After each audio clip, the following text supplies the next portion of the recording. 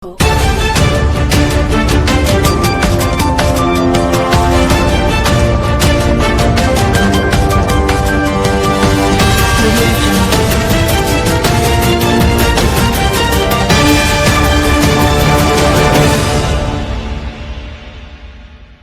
કૃષિ કોલેજ નજીકના રસ્તાની સાઈડમાં ઊભેલી રેતીની ટ્રક પાછળ બાઇક સવાર અથડાતા અકસ્માત સર્જાયો।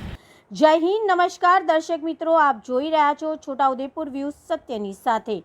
અકસ્માત ઝોન ગણાતા રાષ્ટ્રીય ધોરીમાર્ગ નંબર 56 પરના જબુગામ કૃષિ કોલેજ નજીકના રસ્તાની સાઈડમાં ઊભેલી રેતીની એક ટ્રકની પાછળ બાઇક સવાર સગીર અથડાતા અકસ્માત સર્જાયો હતો। અકસ્માતમાં ગંભીર રીતે ઘવાયેલ બાઇક ચાલક સગીર મુઢિયારી ગામનો મેહુલ રાઠવા ઘટના સ્થળે જ કમકમાટી ભર્યું મોત નીપજ્યું હતું। બોડેલીના મોડાસર પાસે અને ઉચાપણ પાસે એક દિવસ પહેલા પણ રેતીના ડમ્પર એક બાઇક ચાલકને અડફેટે લેતા બાઇક ચાલકનું મોત નીપજ્યું હતું, ત્યારે 2 દિવસમાં ચોથી અકસ્માતની ઘટના જોવા મળી રહી છે। અકસ્માત સર્જાતા ઘટના સ્થળે લોકોના ટોળા ઉમટી પડ્યા હતા અને પોલીસ પણ ઘટના સ્થળે પહોંચી હતી।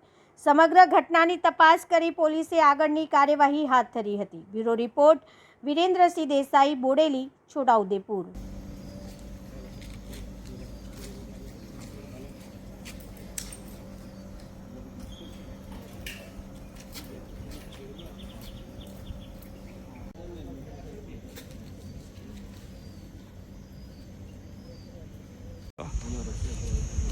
मुझे गाँव जाप वालोठी तालुको जयपुर पर जिला छोटाउदेपुर राठवा मयूर भाई रमेश भाई जो आज मृत्यु થયા છે, જે ભાવી જેતપુરથી બોડેલી મુકામે જતા હતા અને રસ્તામાં અચાનક આવા રેતીઓના ઢગલાના કારણે બાઇક સ્લીપ ખાતા ડમ્પરમાં અફરાયા અને આજે મૃત્યુ થયું। આવું ઘણીક વાર આ રસ્તા પર અવારનવાર બનાવો 2 થી 3 દિવસમાં 1 થી 2 બનાવો બને છે, તો અમે રેતીના ઢગલાઓ હટાવવા તેમજ અધિકારીઓને વારંવાર જાણ કરતા આનો કોઈ નિર્ણય આવતો નથી, તો આનો નિર્ણય જલ્દી લે એવી અમારી ખાસ માંગણી છે।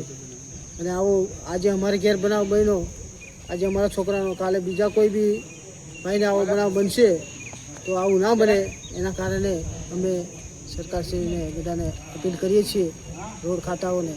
તો આની અમારી ખાસ માંગણી છે કે રોડ ખાતાવાળા આ ઢગલાઓને હટાવે જલ્દી। શું નામ તમારું? જગદીશભાઈ હીરાભાઈ રાઠવા, મોચાપ।